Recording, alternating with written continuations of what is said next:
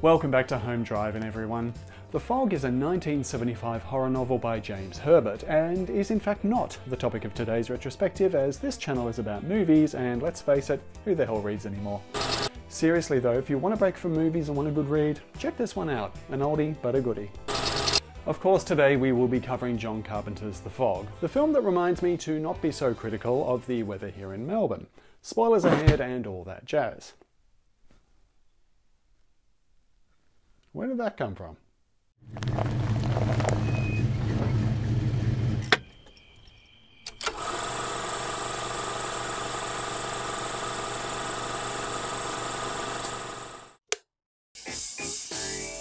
Ahoy, mateys. Stevie Wayne here, beaming a signal across the sea. To the men of the seagrass, a warm hello, and keep a watch out for that fog bank heading in from the east. Now, in the meantime, relax with me. She's crazy. There's no fog bank out there.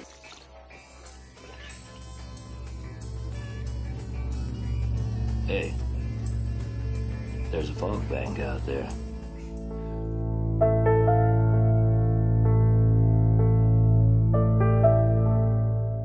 The Fog was released in 1980 and begins in the quiet seaside town of Antonio Bay, which is preparing to celebrate its 100th anniversary. However, a mysterious fog containing a crew of vengeful ghosts arrives to crash the party and menace the peaceful town. Writer-director John Carpenter and writer-producer Deborah Hill were still enjoying the success of their 1978 smash hit Halloween, and were now looking to tell a good old-fashioned ghost story. Both Carpenter and Hill were inspired during a trip to Stonehenge when they witnessed an eerie fog surrounding the area, and thinking to themselves, oh, what if there was something lurking within? Inspiration was also taken from the actual event of the sinking of the Frolic, a sea vessel off the coast of Santa Barbara in the 1800s, in which a shipwreck was plundered for the goods it was carrying.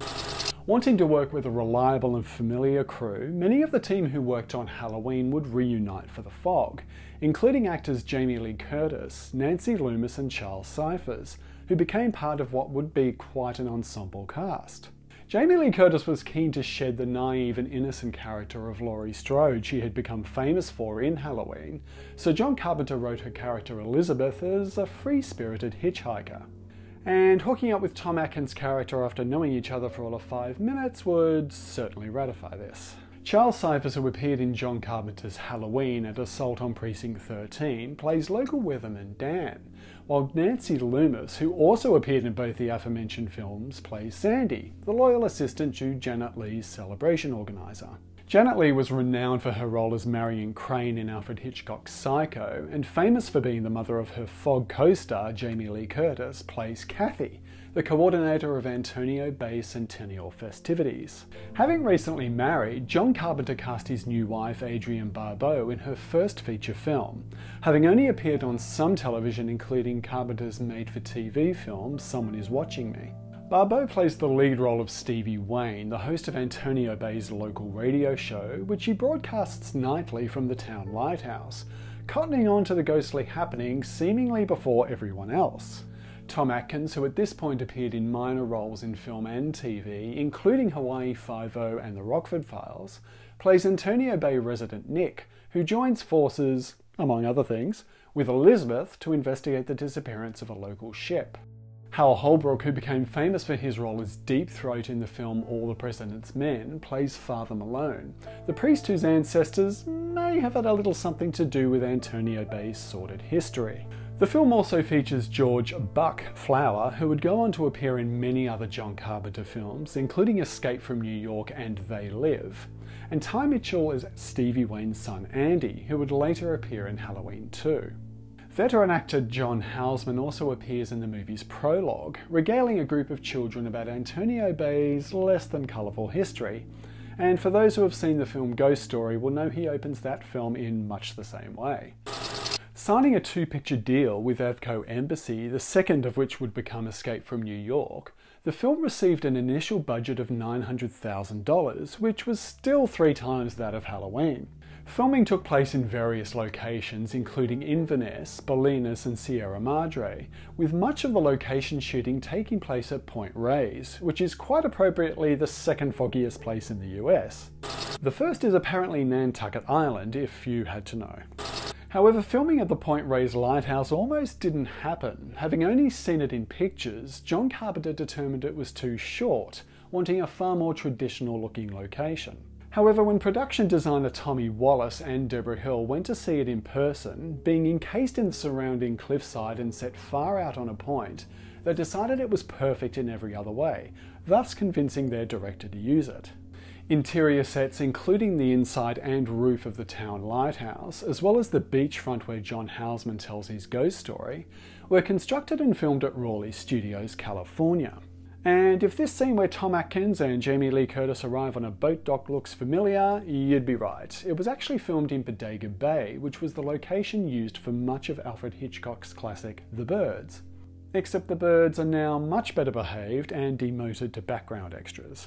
Principal shooting took place over a 30-day period, apparently starting and ending on a full moon, which for a ghost story seems somewhat appropriate.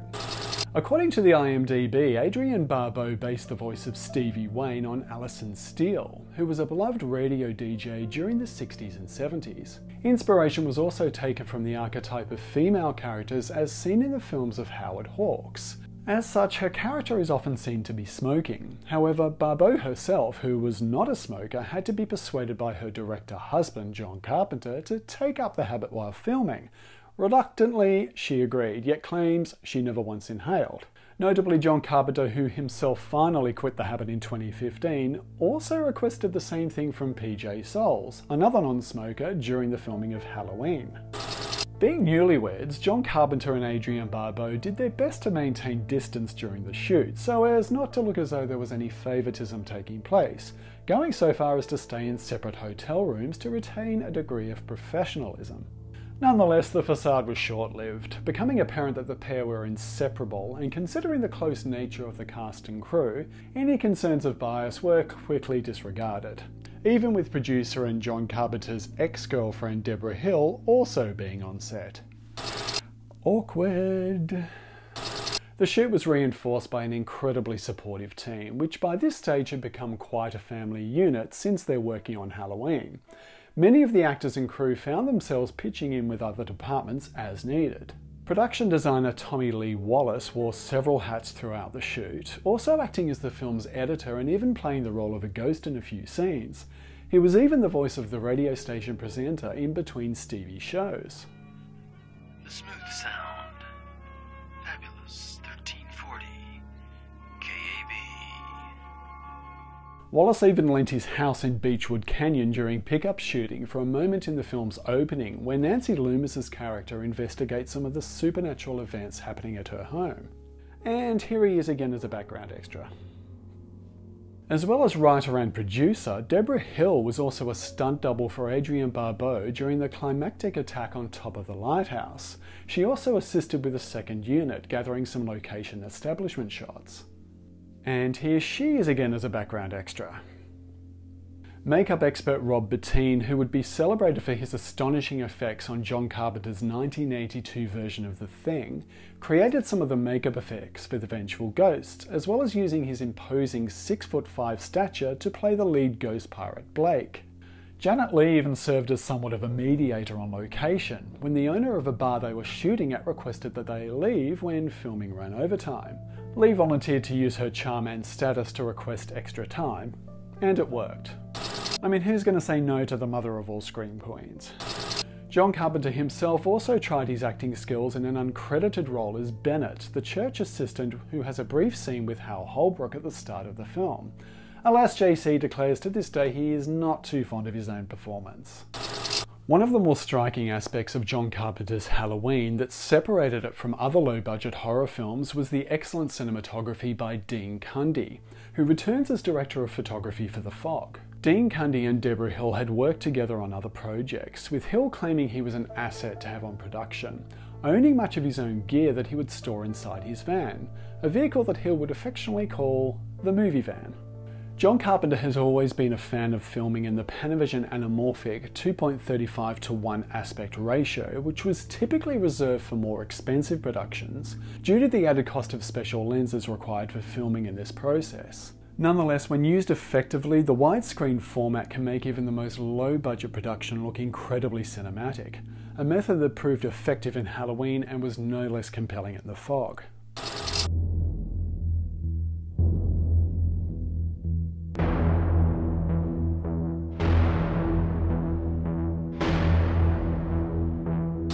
A number of techniques were used to create the effect of the supernatural fog enveloping the town of Antonio Bay, with fog machines, dry ice and optical compositing all coming together to create the titular menace. To create the wide shots of the fog moving across the environment, the backgrounds would be filmed first, while a miniature landscape was constructed to replicate the terrain from the original shot, which would then be covered in a black velvet material.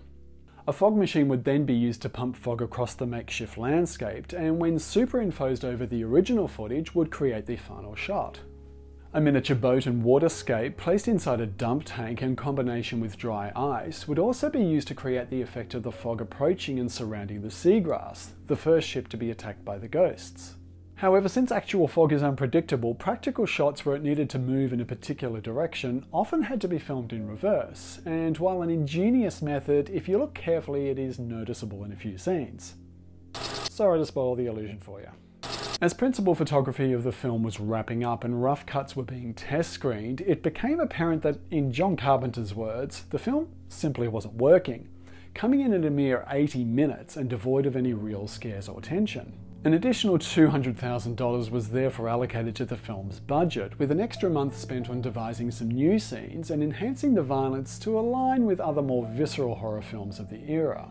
The film would therefore be given a new opening credits sequence, with supernatural disturbances beginning to plague the town, setting the mood for the film and establishing the fog as something mystical, thus distinguishing itself from a traditional slasher film. This scene would also subtly foreshadow the film's climax, where we witness a shop clerk stealing an orange drink from the shelf, which somewhat mirrors the revelation of gold having been stolen from the avenging settlers 100 years ago.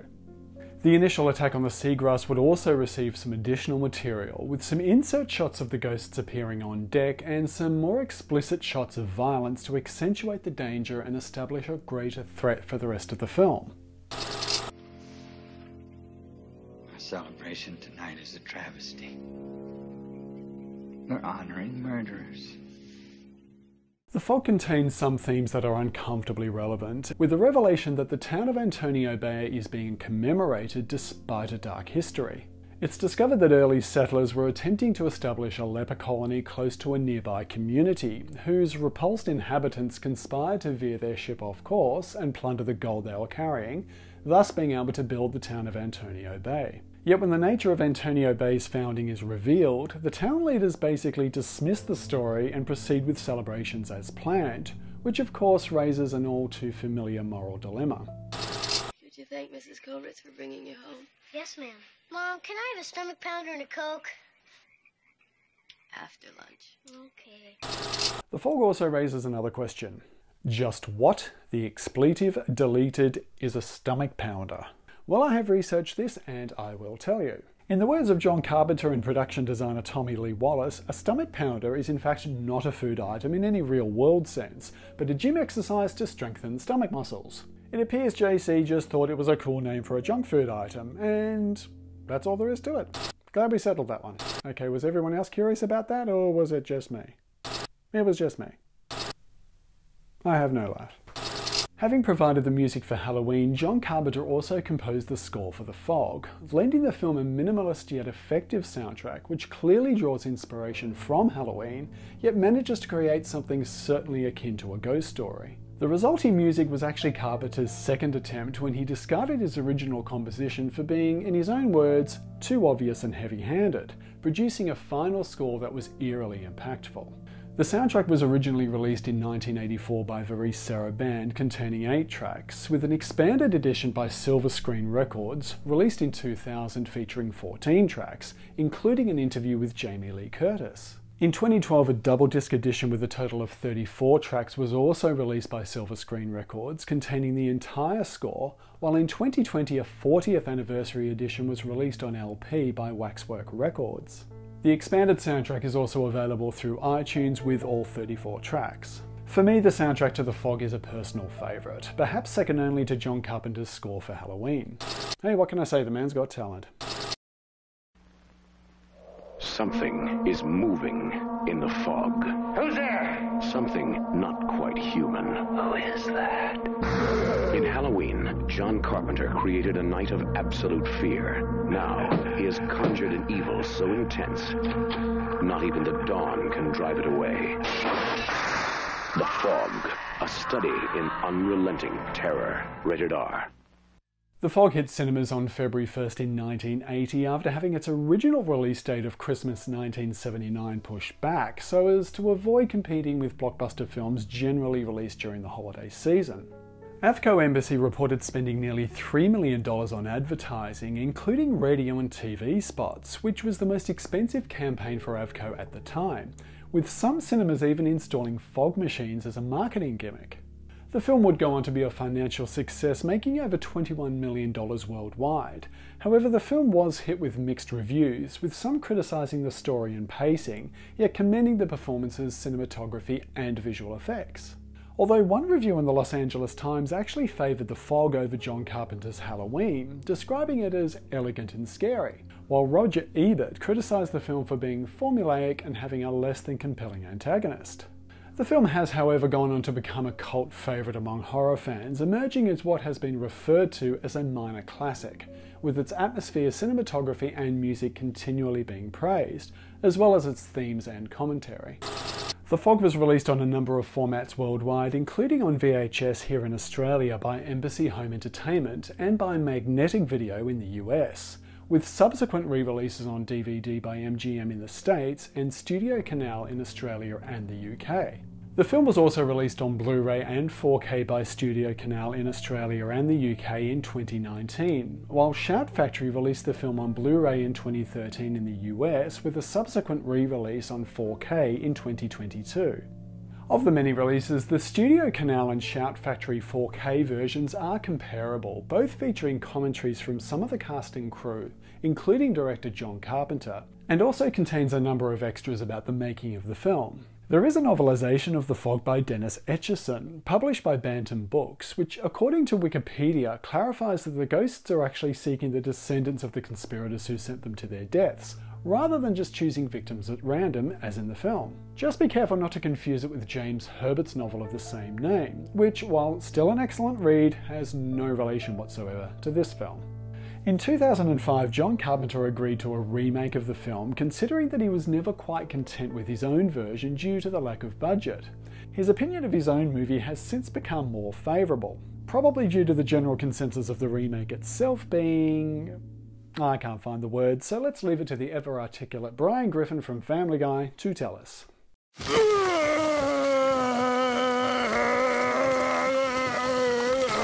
Adrienne Barbeau would wear something of a badge of honour for horror fans, going on to appear in films directed by three of the most influential horror directors of the 70s and 80s. After working with John Carpenter on The Fog and Escape from New York, she would go on to appear in Creepshow directed by George A. Romero, also featuring Hal Holbrook, as well as starring in Swamp Thing directed by none other than Wes Craven. Adrienne Barbeau has since featured in numerous TV shows and films throughout her career, yet became a fan favourite as the voice of Catwoman on Batman the Animated Series, as well as lending her voice again as the Greek goddess Hera in the video game Gods of War 3.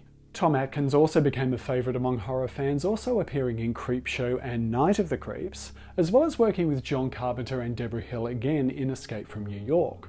Atkins also starred in Halloween 3 Season of the Witch, which was co-produced again by Deborah Hill and John Carpenter, and co-written and directed by Fog producer Tommy Lee Wallace. Jamie Lee Curtis would of course go on to become branded the Scream Queen, starring in such films as Prom Night and Terror Train, as well as working with Carpenter and Hill again in Halloween 2. Curtis would branch away from the horror genre, becoming known for her roles in A Fish Called Wanda and True Lies, only to return as Laurie Strode in Halloween H2O in 1998, and then again in David Gordon Green's Halloween sequel trilogy.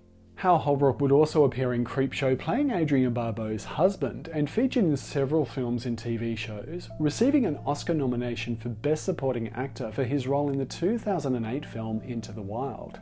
Hal Holbrook passed away in 2021 at the age of 95. Charles Cyphers had a fairly scattered career in film and TV after The Fog, returning to his role of Sheriff Brackett in Halloween 2, and again 41 years later in Halloween Kills. Janet Leigh appeared in a number of TV shows after her role in The Fog, and returned to the big screen with her daughter Jamie Lee Curtis for Halloween H2O. Sadly, Janet Leigh passed away in 2004 after battling vasculitis. She was 77 years old.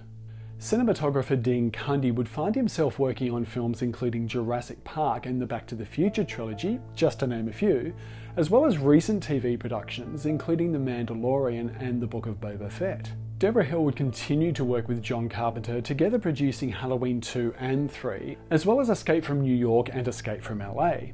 She would go on to form an independent production company, producing such films as Heartbreak Hotel and The Fisher King. Deborah Hill would also produce films such as The Dead Zone and Clue, and while in 2003 she received a Crystal Award from the Women in Film organisation. Deborah Hill sadly passed away in 2005 from colon cancer. She was 54 years old. John Carpenter would of course go on to direct a number of films in the sci-fi and horror genre, including the 1982 remake of The Thing, for which he has since become lauded, as well as the Stephen King adaptation of Christine. Carpenter would continue to direct throughout the 80s and 90s, including such films as Starman, Big Trouble in Little China and They Live, also returning with his son Cody Carpenter to co-compose the music for David Gordon Green's Halloween sequels. And he's apparently still off the smokes. Way to go, John. The fog is moving inland, away from the beach, towards Antonio Bay. The Fog is one of those films that didn't necessarily strike me on first viewing, but is incredibly rewatchable, containing some haunting imagery that stays with you. It expertly plays on the idea of the threat of harm is far more impactful than graphic violence. The Fog has amassed cult status over the years and has emerged as a favourite among horror fans, with its eerie atmosphere, likeable characters created by its ensemble cast, effective visuals and haunting score. And let's face it, we all love a good ghost story. Thanks so much for watching this video, everyone. I have to say The Fog almost seems to be a comfort movie for many horror fans, including myself. Maybe it's the cast, the setting, or a mixture of both, who knows. And if you can't get enough fog in your life, I will plug James Herbert's novel The Fog again too. Nothing to do with the film whatsoever, but a good story in its own right. So if you can pick it up, give it a read. It's awesome. I will be back soon with another retrospective in the new year, and something else of course in a couple of weeks, be that another Take 10 or something new entirely. We'll just wait and see. Until then, be good to yourselves and each other. I'll see you next time.